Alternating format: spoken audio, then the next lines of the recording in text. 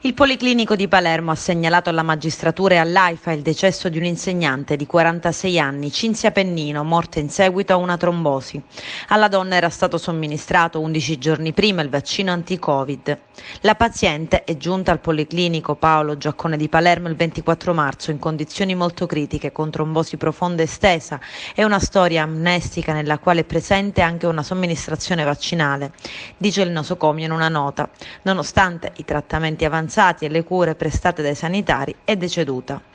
Del decesso è stata informata la Procura di Palermo. Accertamenti sono in corso per capire se la donna soffrisse di particolari patologie non dichiarate o non conosciute dalla stessa paziente. E la morte di Cinzia Pennino non è l'unico caso sospetto in Sicilia. A Messina preoccupano le condizioni di una docente di musica di 55 anni in una scuola media in coma profondo a causa di una trombosi. La donna, che è attualmente ricoverata e monitorata nella rianimazione neurologica del Policlinico, aveva ricevuto la prima dose l'11 marzo e subito aveva accusato febbre alta e un forte mal di testa. La TAC, dopo il ricovero d'urgenza, ha evidenziato una trombosi e un'embolia polmonare. I familiari hanno preparato un esposto in procura che depositeranno nelle prossime ore, nel quale tengono a sottolineare che la donna non soffriva di patologie e che le sue condizioni di salute erano ottimali.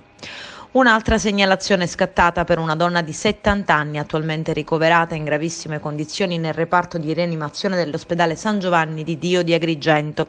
La donna era stata sottoposta qualche giorno prima alla vaccinazione con AstraZeneca.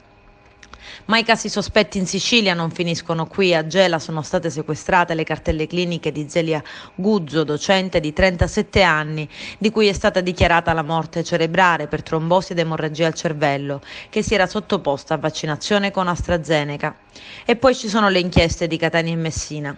A Catania l'inchiesta riguarda Stefano Paternò, il sottufficiale di 43 anni deceduto nella sua abitazione di Mister Bianco 16 ore dopo aver ricevuto la prima dose del vaccino, mentre la procura di Messina vuole capire di più sulla morte per trombosi di Davide Villa, il poliziotto deceduto il 7 marzo, 12 giorni dopo essersi vaccinato anche lui con AstraZeneca.